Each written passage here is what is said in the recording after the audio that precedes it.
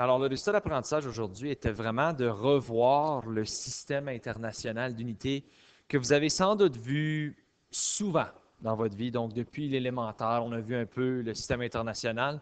Donc, juste pour vous donner un aperçu, donc lorsqu'on parle du système international, pour la longueur, on parle de millimètres, centimètres, mètres, kilomètres. Pour le volume, on parle de millilitres, de litres. Pour la masse, des milligrammes, des grammes, des kilogrammes, des tonnes. Et pour la température, on parle de degrés Celsius. Donc, vous avez sûrement déjà vu ça dans votre vie. Vous avez vu que tout est à base de 10. Et une des façons de le démontrer, en classe, je vous avais demandé de faire des petites recherches en ligne. Il y en a d'entre vous, vous le saviez déjà. Donc, exemple, combien de millimètres existent dans un centimètre? Donc, on avait vu que 10 millimètres existent dans un centimètre. Ensuite, on demandait combien de centimètres est-ce que tu as dans un mètre. On a vu que c'était 100 centimètres qui donnait 1 mètre. Et ensuite, combien de mètres que j'ai dans 1 kilomètre? Ben, j'ai 1000 mètres dans 1 kilomètre. Donc encore, c'est tout à base de 10, c'est tout des multiples de 10. En termes de liquide ou de volume, si on regarde combien de millilitres est-ce que j'ai dans un litre, donc j'ai 1000 millilitres dans 1 litre. Combien de milligrammes est-ce que j'ai dans 1 gramme? J'ai 1000 milligrammes dans 1 gramme. Ensuite, combien de grammes est-ce que j'ai dans 1 kilogramme? J'ai 1000 grammes dans 1 kilogramme. Et ensuite, j'ai 1000 kilogrammes dans une tonne. Alors, vraiment, ça, c'était de la revue de l'élémentaire.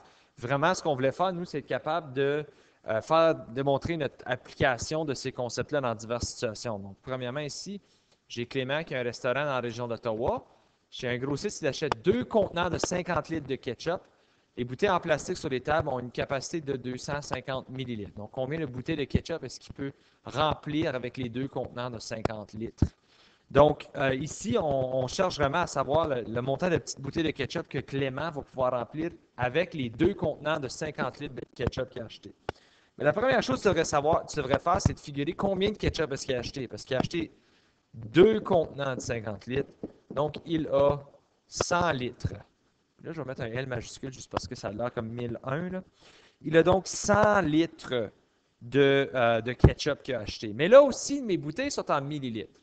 Alors, je veux bien convertir ça en millilitres. Il ne faut pas oublier qu'un litre, c'est 1000 millilitres. Donc, pour convertir mes 100 litres en 1000 millilitres, je vais faire 100 fois 1000, ce qui va me donner que j'ai 100 000 millilitres de ketchup. Okay? Donc, ça, c'est la même chose que 100 litres. Maintenant, je veux mettre 250 millilitres. Donc, dans une bouteille, il y a 250 millilitres. Alors, pour savoir combien de fois que 250 va fitter dans 100 000, hein, combien de bouteilles de 250 est-ce que je peux remplir? Je fais 100 000 divisé par 250. Et ça va me donner 400. Donc, Clément peut remplir 400 bouteilles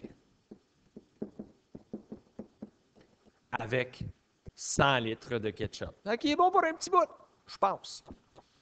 La dernière question de la journée. Donc, on avait ici une famille qui veut rénover le mur de sa cuisine. Des carreaux de céramique de 10 cm sur 10 cm se vendent 2,25 $ par l'unité. Combien faut-il de carreaux pour couvrir un mètre carré? Et quel est le coût total, toutes taxes comprises?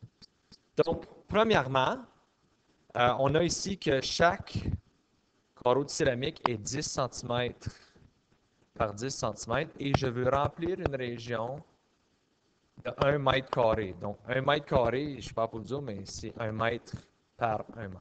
Hein? C'est un carré. Donc, si on regarde ce problème ici, mais premièrement, on va trouver l'aire de juste un petit carreau de céramique. Donc, un petit carreau de céramique, ça va être 10 cm par 10 cm. Ce qui va donc me donner 100 cm². Ensuite, on veut savoir, bien, combien de ces petits carrés-là est-ce que je peux fitter là-dedans? Mais c'est en mètres. Moi, je veux l'avoir en centimètres. Donc, il ne faut pas oublier qu'un mètre, c'est 100 centimètres. Donc, dans ce cas ici, c'était 1 mètre carré. Donc, si je veux le convertir, ça veut dire qu'il faut que je convertisse les deux dimensions. Donc, 1 mètre, on l'a déjà dit, c'est 100 centimètres. Et ça aussi, c'est 100 centimètres. Donc, un mètre carré, c'est 100 cm par 100 cm. Alors, l'aire de ceci serait 100 fois 100,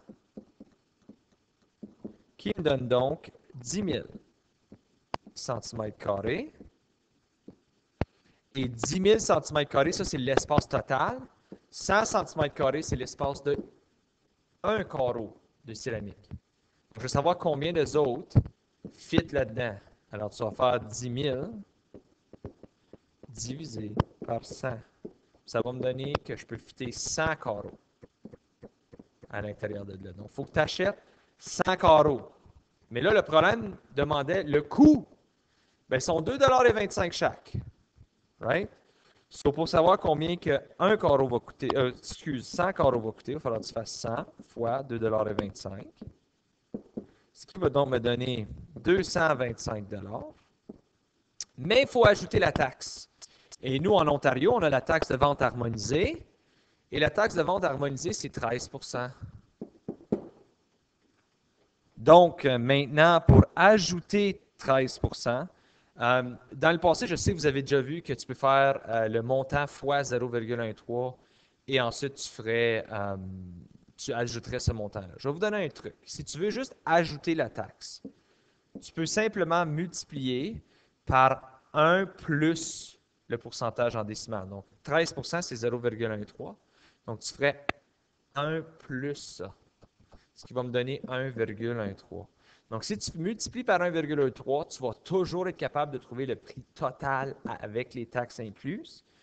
Donc, tu ferais 1,13 fois 225, ce qui va donc me donner 254 $ et 25 sous dans ce cas-ci. Alors, ceci met fin à la leçon d'aujourd'hui. Si jamais vous avez des questions, n'hésitez pas à communiquer avec moi.